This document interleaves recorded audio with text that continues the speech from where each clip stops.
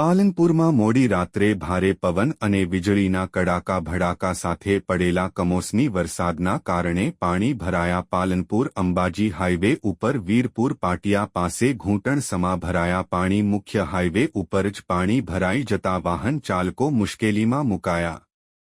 સામાન્ય વરસાદમાં જ હાઇવે ઉપર પાણી ભરાઈ જતા નાના વાહન ચાલકો અટવાયા. દર વખતે વરસાદમાં હાઇવે ઉપર ભરાય છે પાણી. કમોસમી વરસાદને લઈને ખેડૂતોના પાકને પણ નુકસાનની ભીતિ. હવામાન વિભાગની આગાહીના પગલે જિલ્લાના પાલનપુર, ડીસા, દાંતીવાડા, અમીરગઢ, વડગામ, ધાનેરા સહિત અનેક વિસ્તારોમાં પડ્યો કમોસમી વરસાદ. પાલનપુરમાં મોડી રાત્રે કમોસમી વરસાદ સાથે પડ્યા હતા કરા. રિપોર્ટ ભરત ઠક્કર, ડીસા, બનાસકાંઠા.